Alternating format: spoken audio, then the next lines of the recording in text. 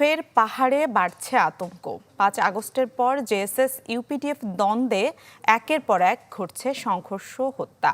গত ৩ মাসে খুন হয়েছে ৬ জন, অপহরণের শিকার ২৩ জন। এতে দুর্বিষহ নিরীহ পাহাড়িদের জীবন। পাহাড় ঘুরে ইবেন মিরের ৪ পর্বের ধারাবাহিকের প্রথম পর্ব আজ। ক্যামেরায় ছিলেন হারুনুর রশিদ।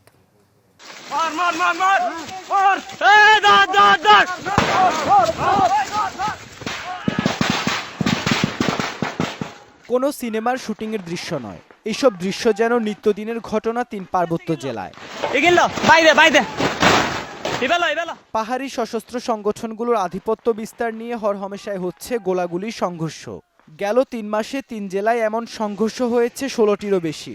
এতে যাদের প্রাণ গেছে তাদের বেশিরভাগই নিরীহ পাহাড়ি।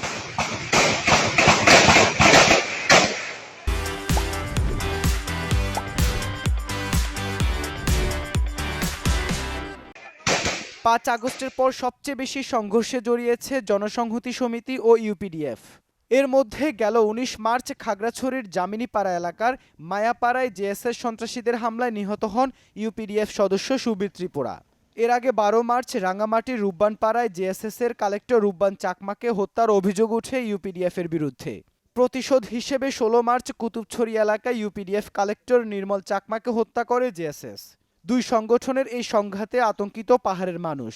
ঘুমাইব চাচা বাট খাইয়া, নিরাপত্তা নাই, কখনো হাওয়াজ, কখনো কি। আতঙ্কের মধ্যে আছি। তারাই এখানে গুলি বর্ষণের কারণে আমরা ঘরে থাকতে পারি না। বিভিন্ন এলাকার মধ্যেও গোলাগুলি, ওদের মধ্যে সংঘর্ষ হয়। এখন এলাকার বাসীরা আমরা আতঙ্কের মধ্যে থাকি। আমরা সরকারের কাছ থেকে সেটা জানাবো, আমরা অনিরাপত্তার মধ্যে আছি।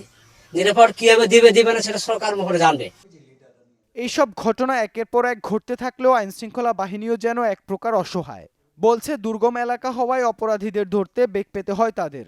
কিছু কিছু জায়গায় যেতে হলো ৭-৮ ঘন্টার মতো সময় লাগে। আমরা যদি কোনো ইনফরমেশনও পাই, ৭-৮ ঘন্টায় ওইখানে গিয়ে ওই পরিস্থিতি সামাল দেওয়া, তার মধ্যে তো ওরা চলে যায়।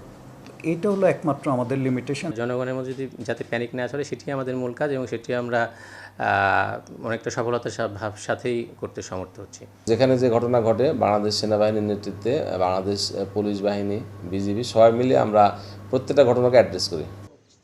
বেপরোয়া সন্ত্রাসী তৎপরতা স্থানীয়দের জীবনযাত্রার পাশাপাশি থমকে দিচ্ছে পাহাড়ের অর্থনীতি, মত এই বিশ্লেষকের। যদিও এইসব নিয়ে মেলেনি সংগঠনগুলোর কোনো বক্তব্য। রাজনৈতিক, সামরিক, নিরাপত্তাগত দিক থেকে বিবেচনা করে এটা ঠিক করতে হবে।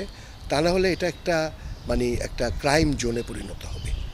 এটা একটা মাফিয়া রাজে পরিণত হবে, ক্রাইম জোনে পরিণত হবে, যেটার ক্ষতি সাধারণ মানুষ সহ জাতীয় অগ্রগতি উন্নয়নকেও ক্ষতিগ্রস্ত করবে। পরিসংখ্যান বলছে সবশেষ গেল ৩ মাসে জেএসএস এবং ইউপিডিএফ সহ ৪ আঞ্চলিক সংগঠনের হাতে অপহরণ ও জিম্মি হয়েছে ২৩ জন, প্রাণ গেছে ৬ জনের।